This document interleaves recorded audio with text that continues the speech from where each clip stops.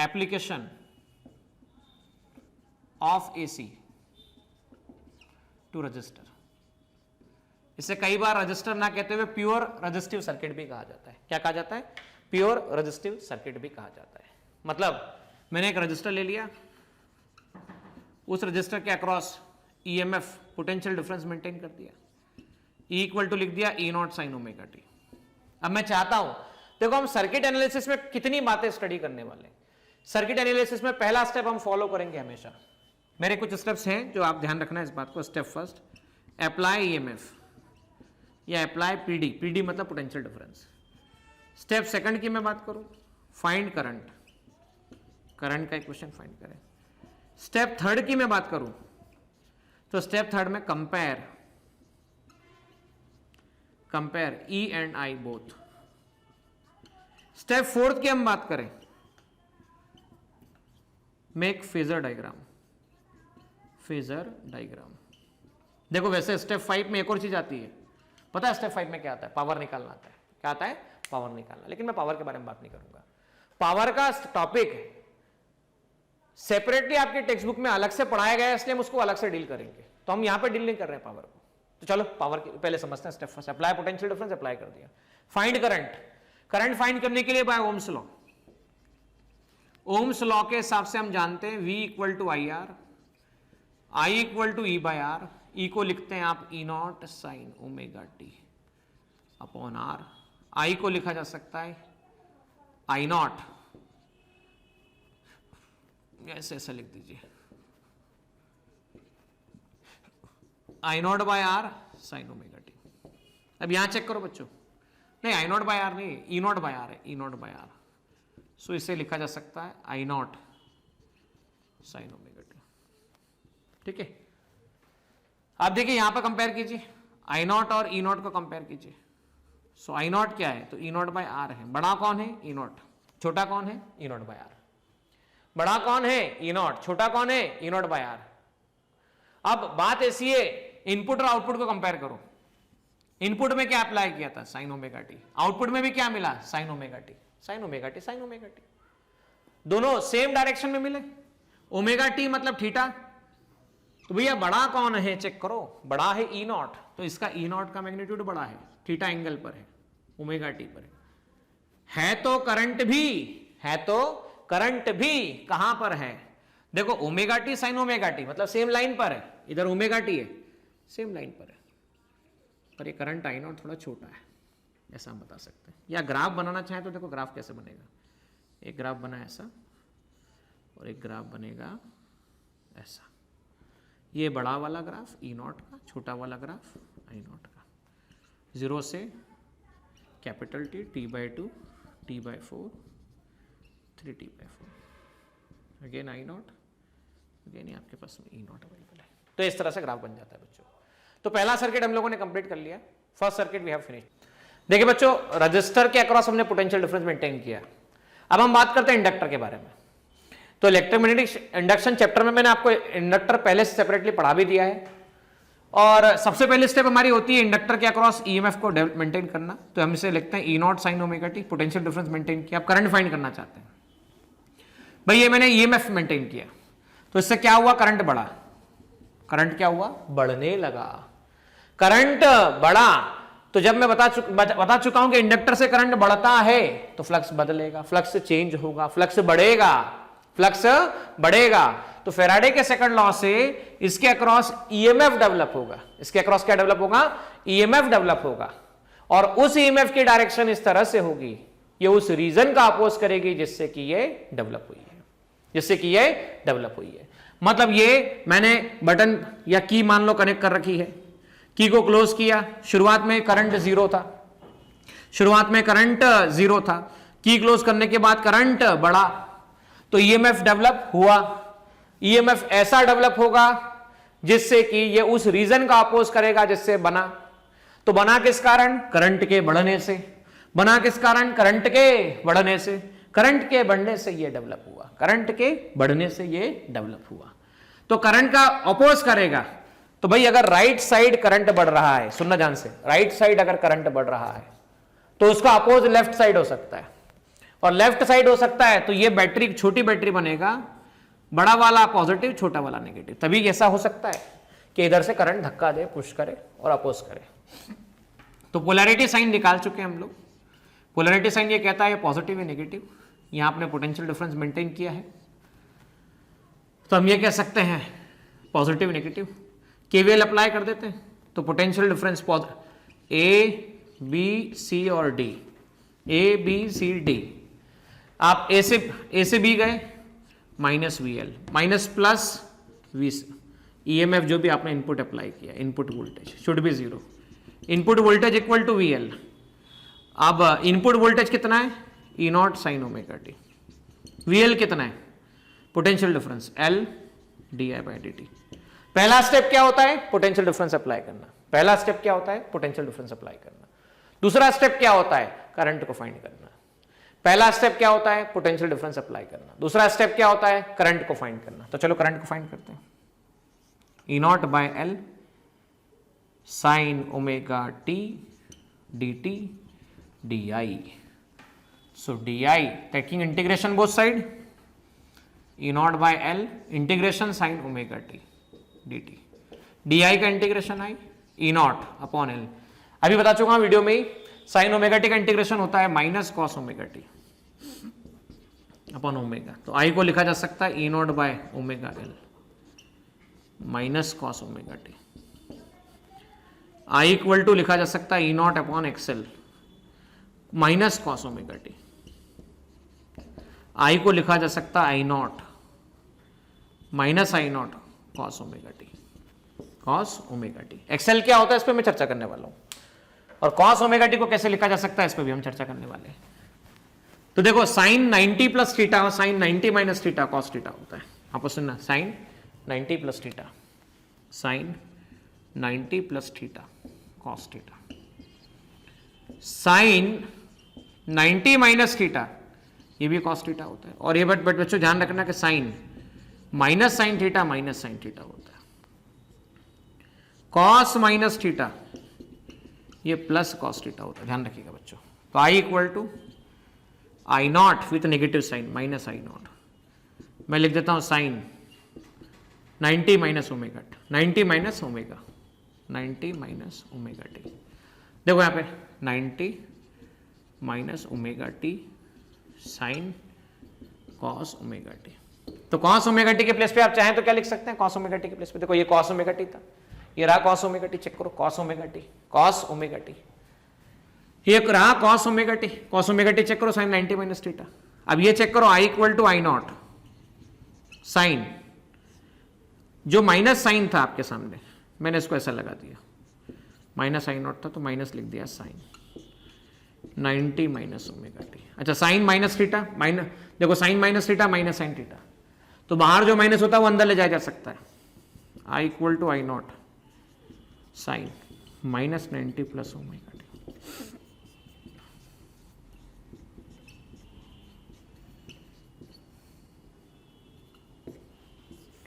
I equal to I naught sine omega T minus 90, I equal to I naught sine omega T minus 90, इसे ऐसा लिखा जा सकता है। तो देखो पहला स्टेप था इनपुट अप्लाई करना। इनपुट क्या अप्लाई किया तो गौर करना थोड़ा सा, इनपुट क्या अप्लाई किया था, इनपुट अप्लाई किया था E not sine omega T. Output क्या मिला, current I naught sine T minus pi by two. अच्छा plus omega T, plus omega T और माइनस पाई बाई टू। तो पहला ध्यान से देखो थोड़ा सा, पहले ये कंपेयर कर लो ई नॉट और आई नॉट में से, ई नॉट बाय एक्सएल है तो आई नॉट छोटा है ई नॉट बड़ा है, तो ई नॉट का मैग्नीट्यूड बड़ा है और ई नॉट का ओमेगा टी है। अब ओमेगा टी से माइनस पाई बाय टू, मतलब इससे माइनस पाई बाय टू, मतलब माइनस मतलब क्या क्लॉकवाइज, प्लस मतलब क्या एंटी क्लॉकवाइज, इधर प्लस मतलब एंटी क्लॉकवाइज और माइनस मतलब क्लॉकवाइज, माइनस मतलब क्लॉकवाइज हम कहेंगे, ठीक है। तो पाई बाय टू से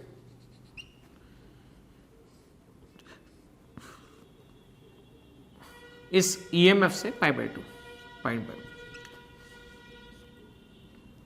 ये आपके पास में आई नॉट आ जाता है,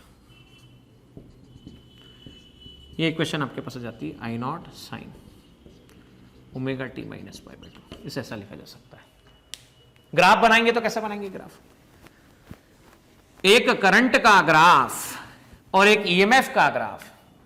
ईएमएफ का ग्राफ है E not sine omega T, current का ग्राफ है I naught with negative sine minus I naught cos omega T, minus I naught cos omega T. देखना बेटा ध्यान से, हाँ, फिर पहले अलग अलग बताऊंगा फिर साथ में बताऊंगा। साइन का ग्राफ बना दो, बनाते वक्त ये ध्यान रखना हमेशा इस तरह से बनाना है आपको ग्राफ, ये ऐसा। अब आई नॉट, ठीक है ना, हम बात कर रहे हैं आई नॉट, ये तो छोटा होने वाला है, ये ई नॉट है, ये 0 T, T by 2, T by 4, 3 T by 4। अभी देखो minus omega naught, minus omega naught, ये ऐसा, यहां से ऐसा, फिर ऐसा होता हुआ माइनस प्लस, फिर से माइनस, माइनस आई नॉट, फिर से प्लस आई नॉट, ठीक है। ये दोनों करंट इस तरह से हो जाती है, नेगेटिव पॉजिटिव, ये दोनों ग्राफ इस तरह से नजर आते हैं। अब इन ग्राफ को अगर बनाया जाए साथ में टुगेदर विथ,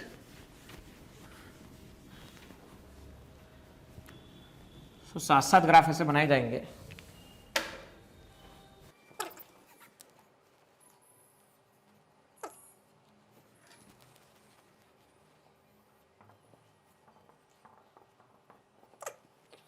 इसी के साथ में बना रहा हूं मैं।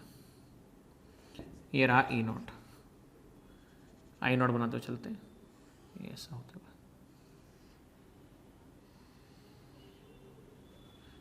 ये बनता है आपके पास में, ये बन गया आई नॉट। अब कैसे बनाया तो देख लो आप ध्यान से भाई। जिस भी बच्चे को भी ग्राफ में मान लो कुछ ऐसा लगता है कि माइनस कॉस एक्स का ग्राफ कैसे आता है, प्लस साइन एक्स का ग्राफ कैसे आता है, मैं फिर कह रहा हूं डिस्क्रिप्शन में लिंक है, 20 मिनट का वीडियो है, जिसे देख लेना। ग्राफ का वीडियो क्लियर होगा, अपने आप क्लियर हो जाएगा आपको, ठीक है ना स्टूडेंट। तो इस तरह से हम लोगों ने चारों पांचों बातें समझ ली। अब इसको हम सिंपल फेजर डायग्राम में भी समझाता हूं मैं, एक ऐसा टेक्निक जो किताब में नहीं दिया हुआ है लेकिन आपके फायदे के लिए मैं बता रहा हूं। देखिए क्या वो टेक्निक है भाई। मैंने ई का क्या कहा, E not sine omega T. I क्या कहा, I naught sine omega T plus pi by 2, ये माइनस पाई बाई 2। अच्छा, माइनस किस में से हो रहा है?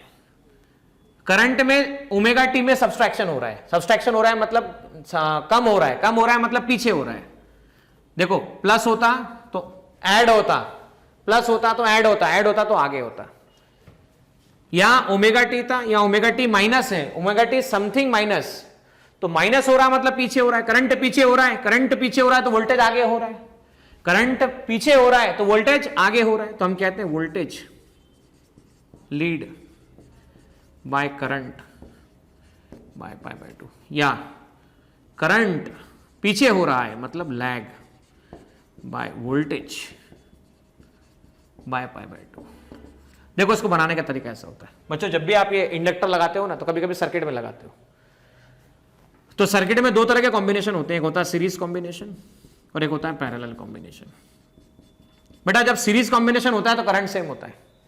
तो देखो अगर मैंने करंट को यहां बना दिया IL, तो वोल्टेज लीड करना चाहिए, तो लीड का मतलब हुआ, लीड का मतलब हुआ एंटी क्लॉकवाइज, और लैग का मतलब हुआ क्लॉकवाइज। तो कितने से? 90 डिग्री से लीड करना चाहिए, 90 degree rotation, pi by 2 EL। और मान लो मैंने EL यहां बता दिया, तो कौन लैग करना चाहिए? करंट। तो यहां से कितना रोटेशन? पाई बाई 2 का क्लॉकवाइज रोटेशन। लैग मतलब क्लॉकवाइज,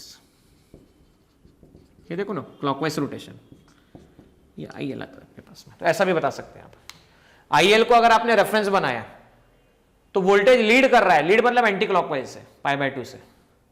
आपने EL को रेफरेंस बनाया, रेफरेंस, EL को रेफरेंस बनाया, तो कौन लैग कर रहा है?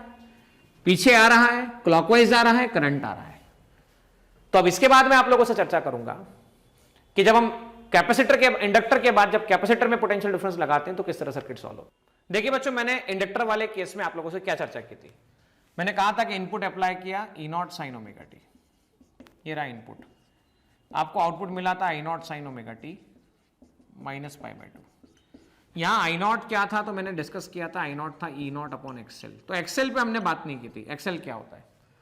एक्सएल को कहते हैं रेजिस्टेंस ऑफर्ड बाय इंडक्टर, क्या कहते हैं इसे, रेजिस्टेंस ऑफर्ड बाय इंडक्टर। मैं इसको हिंदी में बोलूं तो कैसे बोलूंगा, इंडक्टर का रेजिस्टेंस, इंडक्टर का रेजिस्टेंस, इसे कहते हैं, एक और नाम देते हैं, इंडक्टिव रिएक्टेंस, इंडक्टिव रिएक्टेंस। और एक्सेल मैंने आपको बताया था, that was omega L, XL was omega L. तो देखो XL equal to omega L क्या होता है, ओमेगा एल, ओमेगा लिखते हैं आप 2 pi by T into L, इसे लिखते हैं 2 pi into F into L. X L आ गया 2 pi L into F, X L equal to कोई तो भी कांस्टेंट के इंटू एफ। मैं अगर ग्राफ प्लॉट करता हूं एक्सेल और एफ का, एक्सेल और एफ का, तो ये y इक्वल टू, देखो XL equal to k into F, y equal to M X. और y equal to M X क्या होता है, y equal to M X is equation of straight line passing through origin, y equal to M X is equation of straight line passing through origin, इसे ऐसा लिखा जा सकता है। तो m इक्वल टू आ गया आपके पास में tan theta, tan theta slope कितना निकल कर आ गया, कंपेयर करो, k कितना है 2 पाई एल। अब देखो यहां पे मैं बात करता हूं डीसी करंट के बारे में, फॉर डीसी फ्रीक्वेंसी 0, तो एक्सेल कितना आ जाता है 2 pi F L, 2 pi into 0 into L, तो एक्सेल 0 आ जाता है। मतलब इंडक्टर डीसी को कोई भी रेजिस्टेंस नहीं लगाता, मतलब इंडक्टर डीसी को रोक नहीं पाता, वो पास कर देता है, कोई अपोजिशन नहीं करता है। Inductor do not opposes DC, या inductor do not block AC, inductor do not block AC, क्योंकि sorry DC, inductor do not block DC, क्योंकि डीसी चेंज नहीं होता, और चेंज नहीं होता तो इंडक्टर की प्रॉपर्टी होती है कि no change no EMF, no change no EMF. जबकि एसी की हम बात करें तो इंडक्टर एसी को अफेक्ट करता है, उसे अपोज करता है, उसे रोकता है। यह बात समझने के बाद अब हम इंडक्टर से जंप करते हैं नए टॉपिक की तरफ, और इंडक्टर से हम बात करते हैं कैपेसिटर के बारे में। We are talking about capacitor. तो हमारे पास में मान लो कैपेसिटर लगाया गया, हमने क्या किया, एसी सोर्स अप्लाई किया, पोटेंशियल डिफरेंस इनपुट अप्लाई किया, E not sine omega T. भाई कैपेसिटर के डेफिनेशन, जितना चार्ज प्रोवाइड करते हैं उतना पोटेंशियल बढ़ता है, Q इक्वल टू CV आ गया। अब हमें करंट निकालना, तो हम जानते हैं rate of flow of charge is called current, तो डिफरेंशिएशन CV भी लिखा जा सकता है, we can write down differentiation CV। तो I can be written C differentiation dV by dt, मतलब इनपुट वोल्टेज VI कह सकते हैं इसे, डिफरेंशिएशन V वोल्टेज कितना आ गया, तो देखो V naught sine omega T, so I can be written C E naught differentiation sine omega T, differentiation sine omega T, I equal to E C naught C E naught sine omega T का differentiation omega cos omega T, E naught 1 by omega C cos omega T. अच्छा, इसी को क्या लिखा जाता है 1 by omega सी को, ध्यान रखिएगा, E nought upon XC, E nought upon XC. जैसे एक्सेल था, एक्सेल मतलब क्या था, resistance of inductor, resistance of inductor XL था, एक्सी क्या है, resistance of capacitor, resistance of capacitor, इसे ऐसा लिखा जा सकता है कॉस ओमेगा टी। सो हम आप और हम कह सकते हैं I equal to E naught, ये आ जाता है आपके पास में I naught cos omega T. आप चाहें तो ऐसा भी लिख सकते हैं I naught sine omega T plus pi by 2, क्योंकि साइन 90 प्लस थीटा कितना होता है, sine 90 plus theta cos theta sine pi by 2 plus omega T cos omega T. I equal to लिखा जा सकता है I naught sine omega T plus pi by 2, इसे लिखा जा सकता है। तो देखो इस बार क्या हुआ, वापस तीसरी स्टेप हमारी क्या आती है, एक बार फिर समझ लेना भाई। हमने क्या किया, इनपुट अप्लाई किया, मैं बता रहा हूं आप लोगों के लिए। इनपुट के लिए ई इक्वल टू कितना, E not sine omega T, E equal to E not sine omega T for capacitor. आप और हम ये बात जानते हैं कि जितना चार्ज सप्लाई किया जाता है उतना पोटेंशियल डिफरेंस क्रिएट होता है, बढ़ता है। क्यू इक्वल टू सीवी लिखा जा सकता है। अब मुझे निकालना है करंट, शुरुआत होती है मेरी ईएमएफ से और खोज चलती मेरी करंट पर। तो rate of flow of charge is called current, D Q by D, differentiation किया, C V C, C D V by D आ गया। वी मतलब इनपुट वोल्टेज है यहाँ पर, तो इनपुट वोल्टेज क्या है चेक करो, इनपुट वोल्टेज है E not sine omega T, E not sine omega T, C E naught differentiation sine omega T, C E naught omega differentiation sine omega T, omega cos omega T हो जाता है। इसे आप लिख सकते हैं E naught 1 upon omega C cos omega T, E naught upon X C, E naught upon X C cos omega T, I equal to I naught cos omega T. Cos omega T को लिख सकते हैं sine 90 plus theta, cos theta लिखा जा सकता है, ठीक है ना बच्चों। अब तीसरा स्टेप हमारा क्या होता है बच्चों, हमारा तीसरा स्टेप होता है कि हम ईएमएफ और इक्वेशन को कंपेयर करते हैं, ग्राफ बनाते हैं और उसके बाद में क्या करते हैं, हम लोग फेजर डायग्राम बनाते हैं। क्या बनाते हैं, फेजर डायग्राम बनाते हैं। तो चलो तीनों स्टेप पे काम कर लेते हैं, लेट अस टॉक। तो यहां बात ऐसी है, ईएमएफ अप्लाई किया था E equal to E not sine omega T, ये मिला I naught sine omega T plus pi by two, plus pi by two. तो भाई हमने फेजर बनाना चालू किया, पहले तो ये देख लेते हैं, ई नॉट आई नॉट क्या था, आई नॉट था ई नॉट बाई एक्स सी, तो डेफिनेटली ई नॉट बड़ा होना है।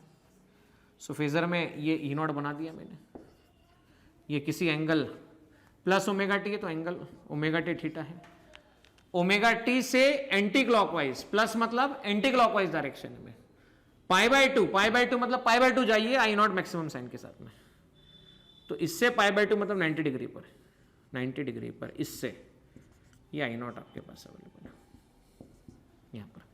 तो ये फेजर डायग्राम बन जाता है। ये कौन सा डायग्राम बन जाता है, वापस देख लो एक बार, प्लस साइन ओमेगा टी है, ई नॉट है, ई नॉट और आई नॉट को कंपेयर कर लो। सो ई नॉट और आई नॉट को, ई नॉट ये रहा, I naught E naught by X C है, कंपेयर किया तो ई नॉट बड़ा आया, आई नॉट की बात करें तो आई नॉट ये छोटा है।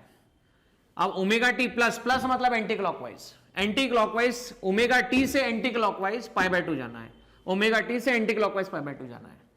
और ये जो एरो का लेंथ होता है ये वाला वैल्यू होता है, ये एरो लेंथ होता है, ये एरो लेंथ होता है। तो आई नॉट छोटा है इसलिए छोटा लेंथ बता दिया। अब ग्राफ बना लेते हैं, किसका ग्राफ बना लेते हैं, देख लो ध्यान से। Sign omega T plus pi by to को मैं लिखता हूं आई नॉट कॉस ओमेगा टी। तो मैं पहले सेपरेट बनाऊंगा फिर कंबाइंड ग्राफ बनाऊंगा, पहले सेपरेट डायग्राम बना लेते हैं।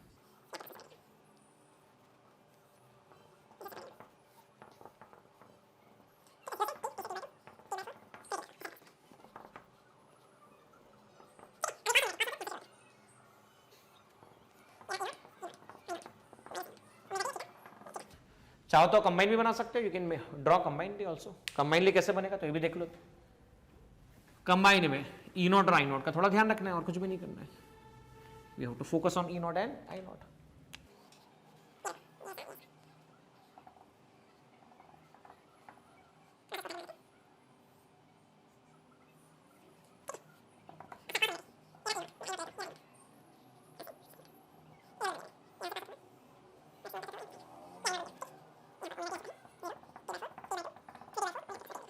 तो कंबाइनली ग्राफ ऐसा बनाया जा सकता है। अब देखो यहां पे भी एक दो बातें सीखने लायक है। मैंने अभी आपसे कहा कि इस टॉपिक में हमने ये सीखा, देखो क्या सीखा, एक्सी, एक्सी को मैंने क्या कहा, एक्सी को मैंने कहा रेजिस्टेंस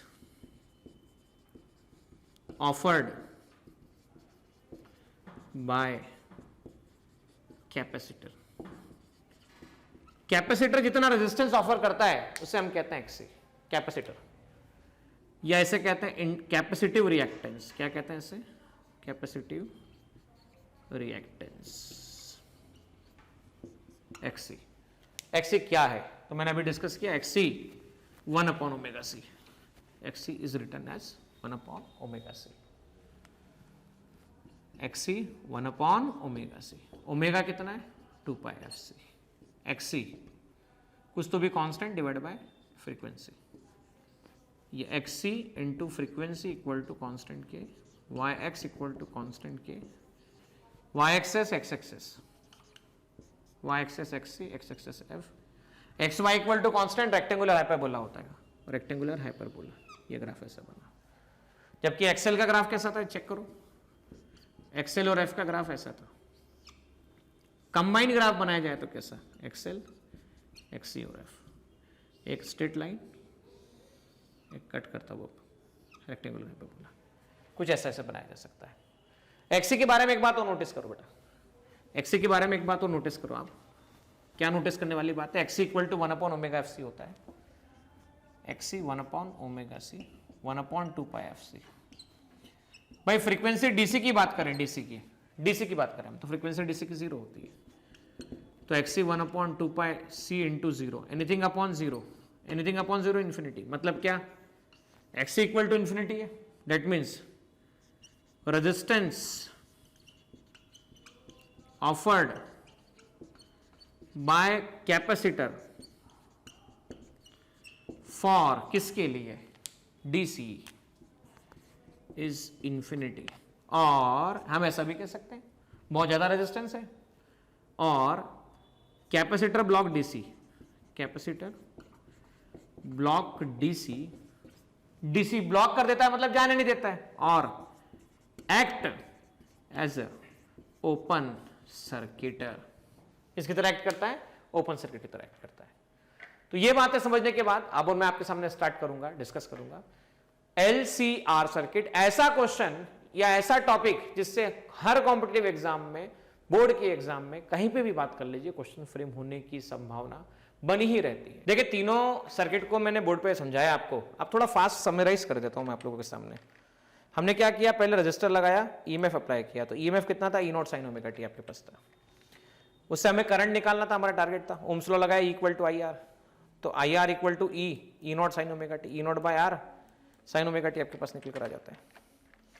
तो ये हो गया I0, E0 by R, E0 by R कर दिया। ये ग्राफ आपके सामने मैंने रिप्रेजेंट कर दिया बोर्ड पर, ठीक है ना बच्चों? आप देख भी सकते हैं ग्राफ। फेजर डायग्राम में हमने ये बात चर्चा भी कर ली थी, क्या कि भाई बड़ा मैग्नीट्यूड E0 का था, छोटा I0 का था, लेकिन दोनों सेम डायरेक्शन में थे। तो इधर का जो प्रोजेक्शन है y एक्सेस पर, ये प्रोजेक्शन कहलाएगा E0 sin ωt, और ये जो कहलाएगा projection x axis y axis पे, ये है I0 sin ωt। ये होने के बाद आपने और हमने ये सीखा कि भाई जब इंडक्टर की बात आती है तो उस पर जब हम अप्लाई करते हैं पोलैरिटी वाला पार्ट E0 sin ωt, तो मैंने बताया करंट बढ़ता है। करंट के बढ़ने का अपोज करने के लिए, लेंज लॉ के हिसाब से करंट के बढ़ने का अपोज करने के लिए, मतलब करंट अगर देखो इस तरफ बढ़ रहा है, ये देखो मैं एरो से बताता हूं, करंट राइट साइड बढ़ रहा है, राइट साइड अगर करंट बढ़ रहा है तो उसका अपोज तभी होगा जब लेफ्ट करंट प्रोड्यूस हो जाए। तो लेफ्ट प्रोड्यूस तभी होगा जब ये बड़ा वाला पोटेंशियल और ये छोटा वाले बैटरी का टर्मिनल बन जाए, ताकि इधर ये करंट सप्लाई इस तरफ कर पाए, ठीक है? तो उस हिसाब से पोलैरिटी डिसाइड करके मैंने आप लोगों के सामने डेरिवेशन बताया, और डेरिवेशन करके हम लोगों ने ये इक्वेशन फॉर्म की थी, di equal to E/L dt, दोनों तरफ इंटीग्रेशन लिया था, di integration E/L, E0 sin ωt integration लगाया, इक्वेशन बनाई आपके सामने। इक्वेशन बना के सब कुछ अप्लाई करने के बाद में फाइनली हमको इक्वेशन ऑब्टेन होती है। ये होने के बाद आपने और हमने ग्राफ भी बनाए, हालांकि मैंने सेपरेट ग्राफ बना के दिखाया आप लोगों को, और इसके बाद में हमने फेजर डायग्राम भी बनाया। फेजर डायग्राम में आपने देखा था कि E0 बड़ा था, ये देखो E0 बड़ा था, उससे -π/2, माइनस मतलब क्लॉकवाइज, उससे क्लॉकवाइज π/2 एंगल पर, ये टोटल एंगल π/2 है। तो ये आ गया E0 sin ωt प्रोजेक्शन, और ये आ गया आपके पास में I0 sin ωt, ठीक है, y एक्सेस पे, उन्हें cos ωt आ जाएगा। फिर मैंने आप लोगों से चर्चा की कि I0 equal to E0 by R पुराना किस केस में था? रेजिस्टेंस के केस में था। फिर एक्सेल इंडक्टिव रिएक्टेंस के बारे में बात की, ओमेगा 2πf के बारे में बात की, 2π/T भी लिख सकते हैं, फ्रीक्वेंसी के टर्म में बता सकते हैं। और हमने फिर ये भी डिस्कशन किया कि डीसी सर्किट के लिए फ्रीक्वेंसी 0 होती है, एक्सेल 0 होता है।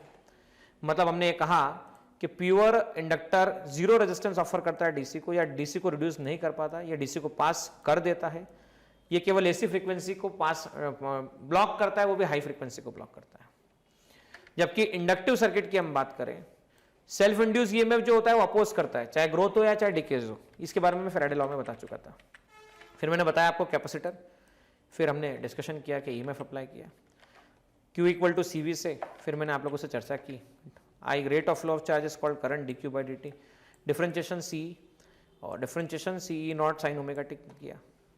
तो ये सॉल्व करने के बाद ये पूरी इक्वेशन फॉर्म हुई, और इसके टर्म में हमने सॉल्व किया ऐसे I equal to I0 sin ωt plus π/2।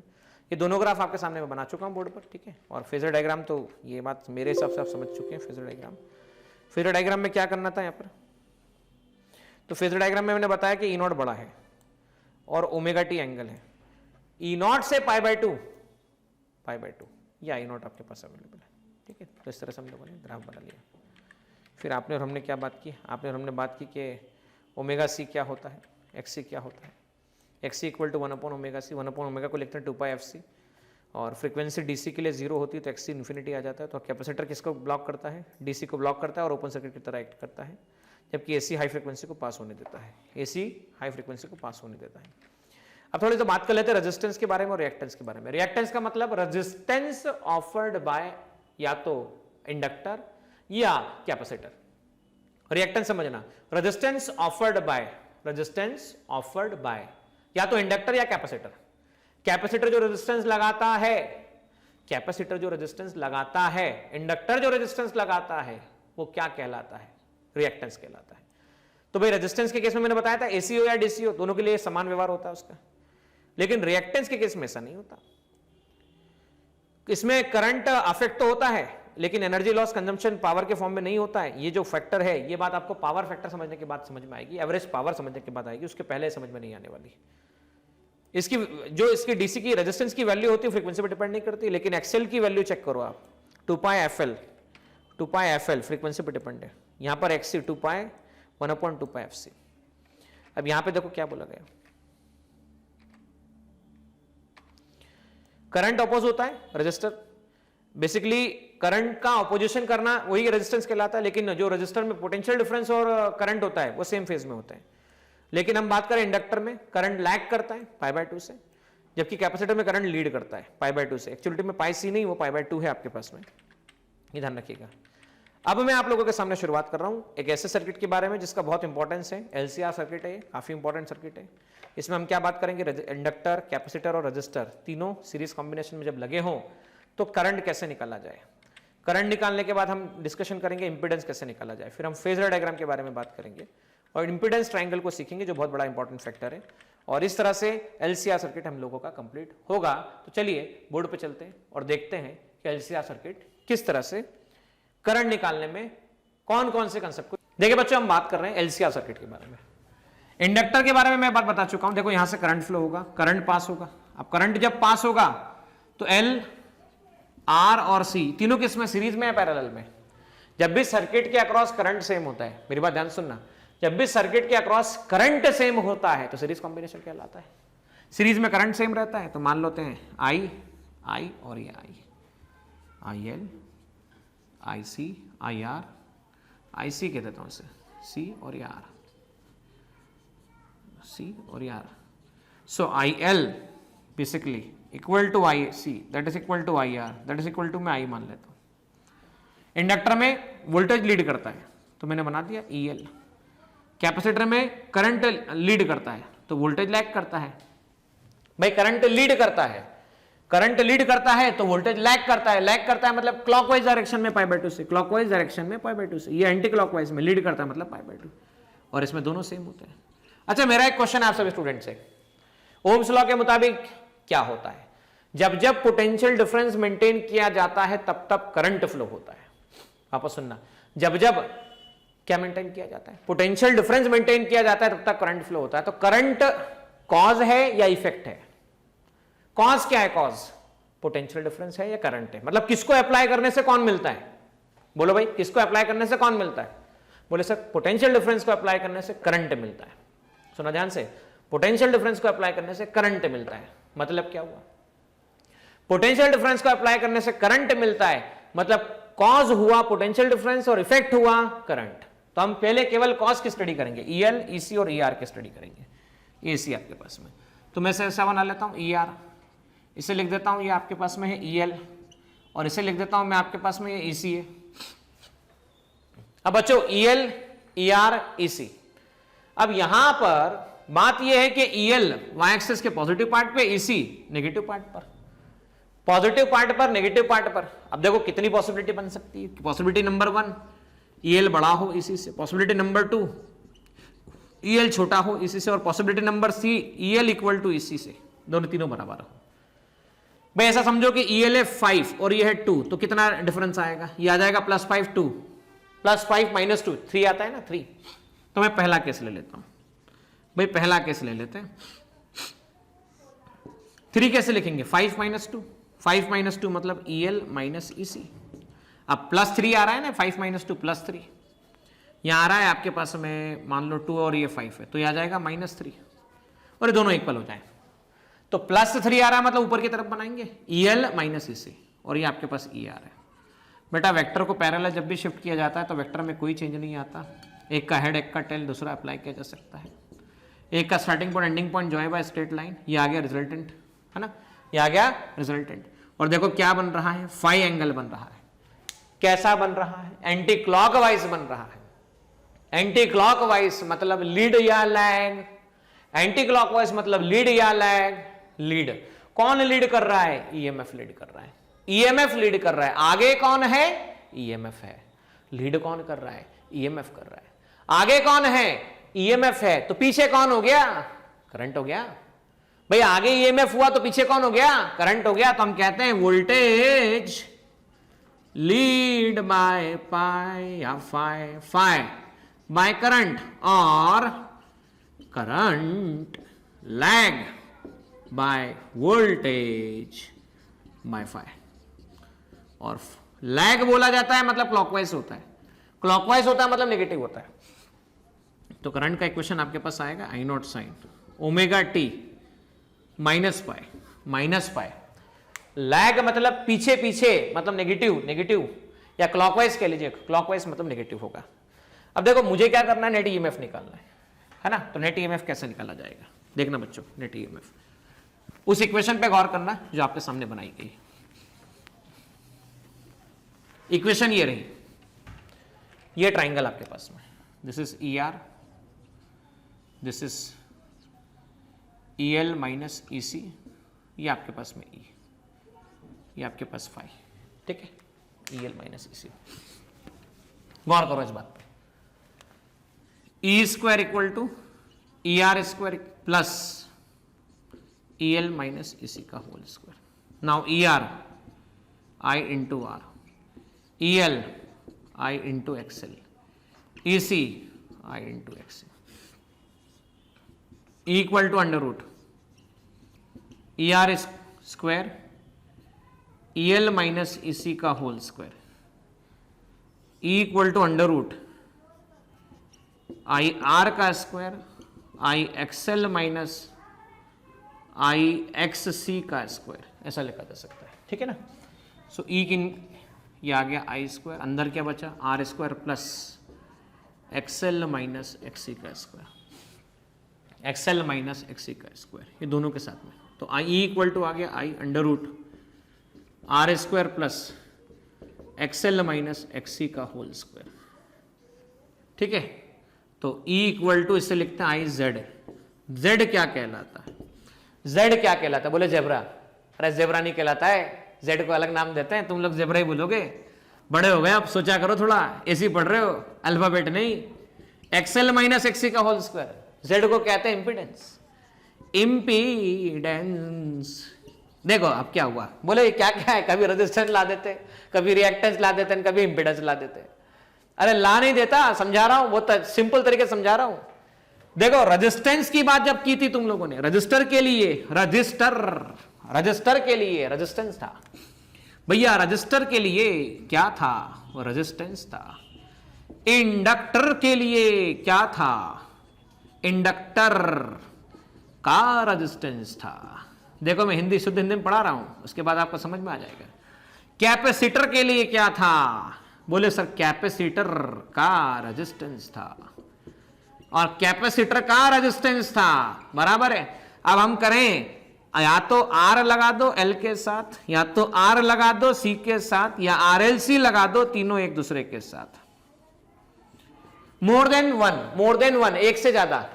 More than one option correct नहीं बोल रहा हूं मैं, मोर देन वन मतलब भैया पहला अकेला रेजिस्टेंस, अकेला इंडक्टर का रेजिस्टेंस, अकेला कैपेसिटर का रेजिस्टेंस। अब ये अकेला है क्या, जोड़ेदार है, ये दोनों साथ साथ है, हम साथ साथ है।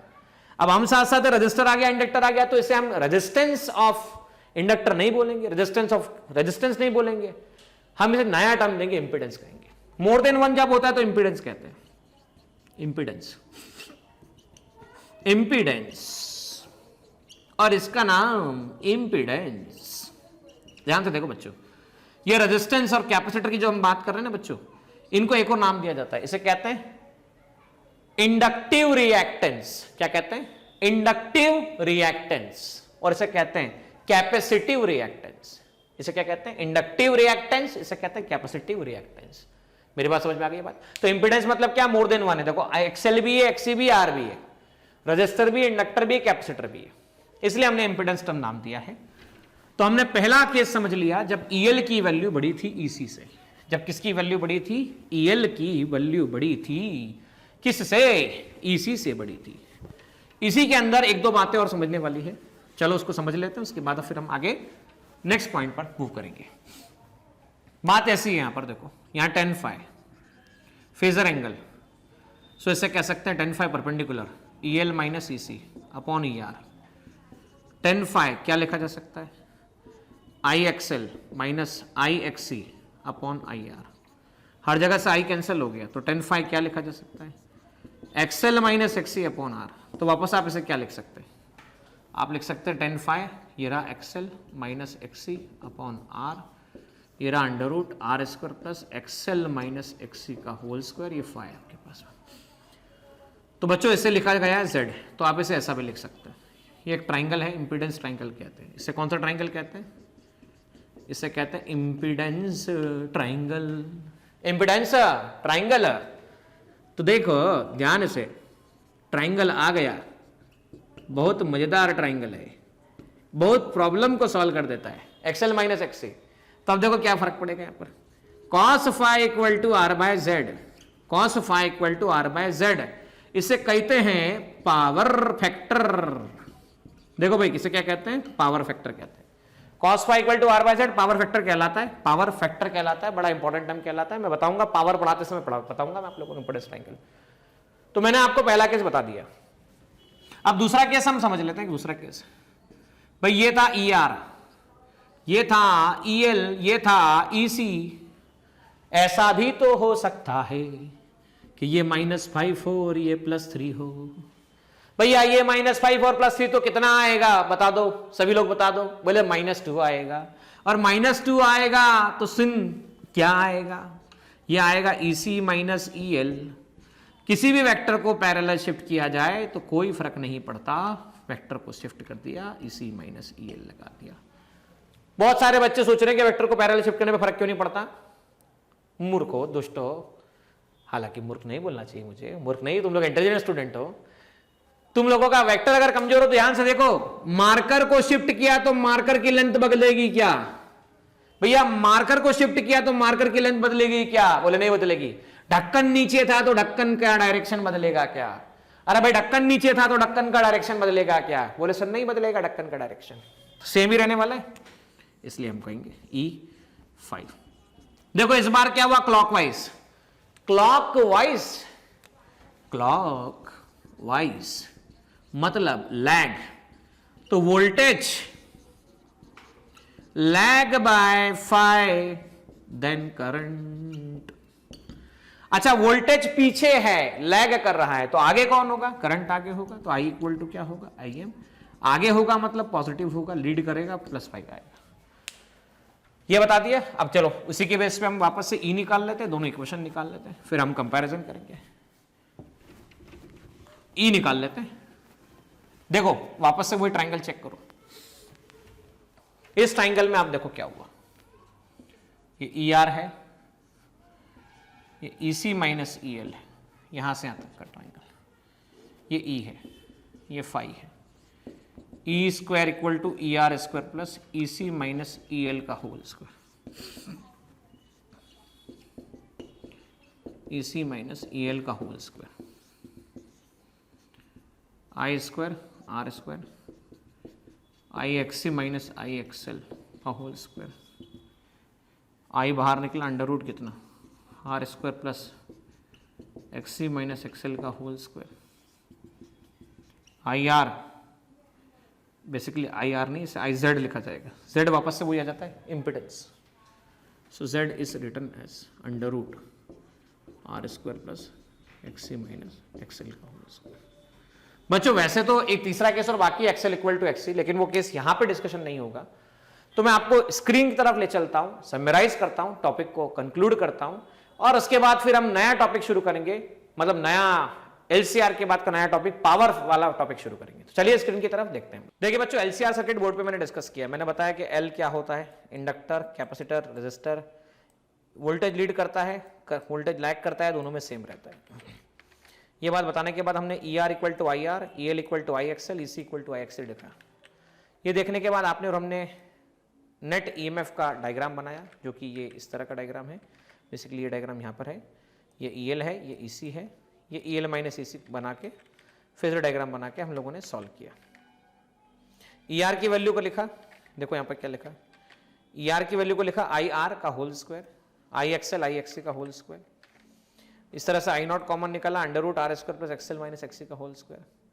E naught by I naught under root R square plus XL minus XC का whole square. E naught by I naught equal to Z लिखा।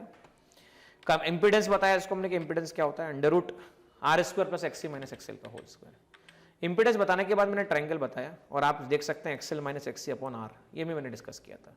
ये फेजर डायग्राम था आपके सामने। फेजर डायग्राम के बाद में हमने इसके इंपीडेंस ट्रायंगल का फॉर्मेशन किया। इंपीडेंस ट्रायंगल फॉर्म करके हम लोग ये देख सकते हैं कि एक्सएल की वैल्यू अगर एक्सी की इक्वल हो जाए, या देखिए एक्सएल की वैल्यू अगर एक्सी की इक्वल हो जाए तो 10 फाई 0 हो जाएगा। एक्सएल की वैल्यू अगर एक्सी की इक्वल हो जाए तो 10 फाई 0 हो जाएगा। अब देखो ध्यान से, एक्सएल की वैल्यू बड़ी हो किससे, एक्सी से, तो वैल्यू पॉजिटिव आएगी।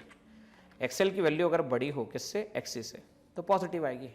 और एक्सएल बड़ा है, एक्सएल बड़ा है मतलब इंडक्टिव सर्किट है। कौन सा सर्किट है, इंडक्टिव सर्किट है। Hence the voltage lead by the current by phase angle, voltage lead by the current, क्योंकि पॉजिटिव आ रहा है। पॉजिटिव आ रहा है मतलब एंटी क्लॉकवाइज आ रहा है। मैंने बताया था ना, पॉजिटिव का मतलब एंटी क्लॉकवाइज होता है। तो ऐसी सर्किट का नेचर कैसा होगा, dominating in inductive nature dominating होगा। अब यहां पे देखो XL less than XC, 10 phi negative आया। नेगेटिव आया मतलब क्लॉकवाइज आया, क्लॉकवाइज आया, क्लॉकवाइज आया, वोल्टेज क्लॉकवाइज आया तो करंट लीड कर गया, करंट लीड कर गया। करंट लीड कर गया मतलब कैपेसिटिव नेचर हो गया सर्किट का, कैपेसिटिव नेचर हो गया। फिर मैंने आपको इंपीडेंस ट्रायंगल के बारे में बताया, आर एक्सएल माइनस एक्सी और जेड के बारे में डिस्कशन किया। यहाँ पर हमने जेड बताया, 10 फाई निकाला, XL minus XC upon R discuss किया। हालांकि यहाँ पे कुछ बातें इंपीडेंस ट्रायंगल में और है आगे, वो पावर फैक्टर वाले टॉपिक के अंदर मैं डिस्कस करूंगा, ठीक है ना। तो अभी नेक्स्ट टॉपिक जो आप और हम पढ़ने वाले हैं वो topic power in AC circuit है। कौन सा टॉपिक है बेटा, पावर इन एसी।